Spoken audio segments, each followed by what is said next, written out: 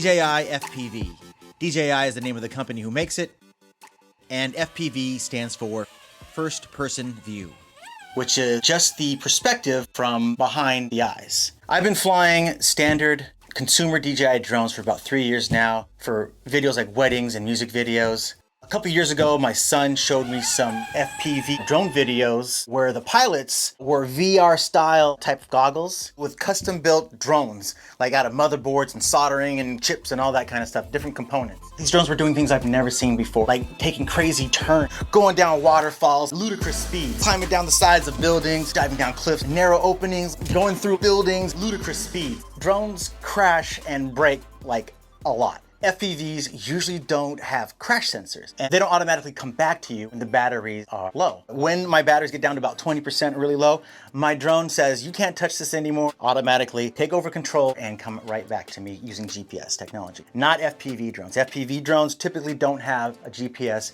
return to home feature. If you were not managing your battery power on a typical FPV drone, your battery dies before you have time to fly back, your drone falls out of the sky. And when I let go of the controls on any of my current drones, they hover in place and they safely let me think about what I need to do next. Not with FPV drones. With FPV drones, if you let go of those sticks, it simply loses control and will probably fall out of the sky and crash. So I bought a $20 FPV simulator, an FPV drone simulator, and it was called Liftoff. So around June of 2020, about 9 months ago, I tried the FPV simulator for the first time, and within seconds, I crashed. And I got up again and I crashed again, and again, and again, and again. Here's about the 10th attempt.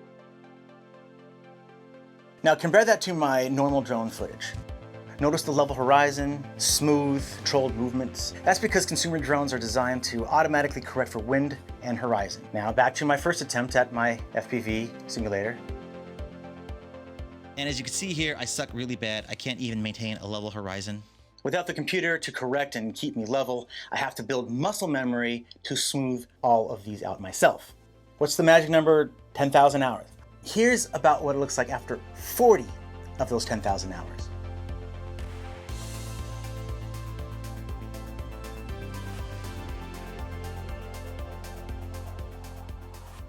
Not bad. I have much more control. I'm starting to understand sharp corners and controlling a low, steady altitude. But after about 50 hours of simulation, I decided this would be too time-consuming, searching for lost and crashed drones and building the skills and knowledge of all the components and soldering and the radio and communication between all the components. So I left FPV on the shelf for a little bit. 9 months later, DJI drops this new system, and it has obstacle avoidance, it has emergency brakes, and it has the ability to return to home when the batteries are low. The base package includes second generation digital goggles, new controller and the drone, and one battery for the drone and goggles each. Charging cables, extra sticks, etc. In 4K, 60 frames per second slow-mo is a major plus.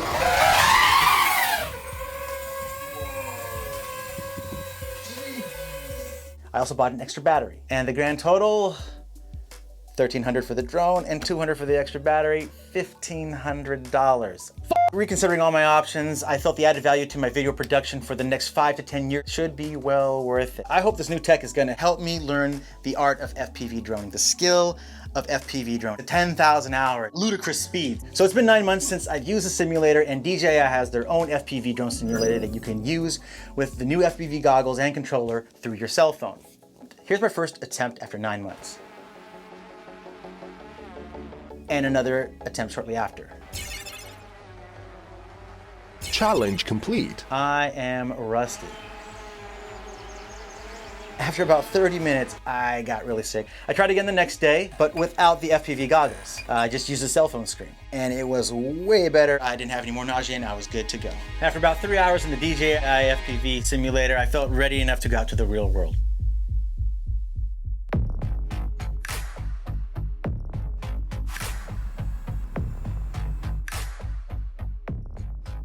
So I started out with just basic controls, just focusing on rotating around myself in normal mode.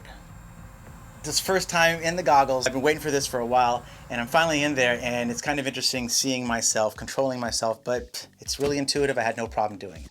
And with the DJI goggles, it just blocks out all the sun. You get perfect view no matter what conditions you're in. Another really cool feature of this drone I like a lot is this really easy switch for 3 modes. The easiest mode, or normal mode, the top one. And just like my previous DJI drones, normal mode is fully automated, hovering perfectly still when letting go of the controls. It has computer-assisted flight, it does have crash sensors, the maximum speed, 54 kilometers per hour, which is also about 33 miles per hour. And then there's sport mode. Now there's no crash sensors, again, in sport mode. But also, again, with my experience, this was no problem. Sport mode has a maximum speed of 92 kilometers per hour, which is also 57 miles per hour. Most difficult mode here is the full manual mode. This is what the whole drone was built on right here. That's the mode at the very bottom. This is the FPV flying experience. Everyone's hyped up about super mega all-powerful god hyper, no computer-assisted flying, no crash sensors, 140 kilometers per hour, which is about ludicrous speeds, 87 miles per hour. My fastest drone, the Mavic Pro, previous to this, go about half that speed at about 40 miles per hour roughly. Less than half that speed. The moment I've been waiting for. 9 months ago, I started, 50 hours worth of journeying towards this goal of finally have one in my hands. I'm actually nervous because it's so expensive and I don't want to break it because I know that these things break a lot. Working really hard at not breaking them with the simulators. And then I realized that it wasn't even in the God mode. I wasn't sure what was happening. I messed around with it, but by that time my batteries had died, the sun was going down, so I had to pack it up and figure it out later. So I take it home, and I come to find out you gotta go deep into the menu system. It's like it wants you to really earn this manual mode. You bought this because you really wanted this mode. You're gonna search it out, you're gonna go through all this menu. And now I talk a lot on it, but it's been raining in Portland, so I'm not gonna take it out until it dries up. Okay, so first thing we do is we get on the far left side, go all the way down to settings, head on over to remote controller at the top, and then you're gonna go all the way down to custom mode. Make sure that says manual mode, and that's just part 1. Now, the next thing you need to do is you need to go all the way up to the top, where all these 4 tabs up here, pass up stick mode, and go ahead and select Gain Expo.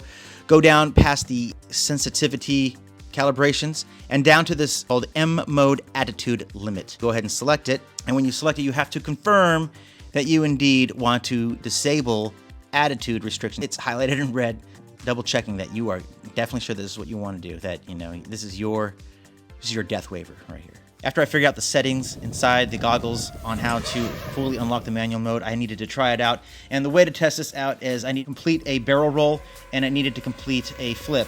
Because I don't have enough experience yet in this, I try to avoid slamming into the ground. As you can see, I already bumped right off the ground right here. And here's the dirt from that bump right there. So in order for me to do this as safely as possible, I went as high into the air as I felt it was safe. And looky there, it is fully unlocked. I am able to do a barrel roll and I'm able to do a flip. And with that, I am satisfied. I can go ahead and start practicing even more and refining my skills. And hopefully in the next couple years, I can start producing much more exciting and dramatic FPV footage. It's highly recommended you get some practice in before you get there. And that's what the stages of this switch, normal, sport, fully manual FPV drone mode, exactly the advantage of this drone. It helps you build up your skills so that you can safely acquire the skills needed to fly a fully manual FPV drone. This is a lot better. I can now follow behind fast-moving vehicles, motorcycles, boats, cars. Being able to go about 140 kilometers per hour, about 90 miles per hour roughly, is about double what I could do on my previous drones. So this will definitely help level up my video production value. I hope this information is useful.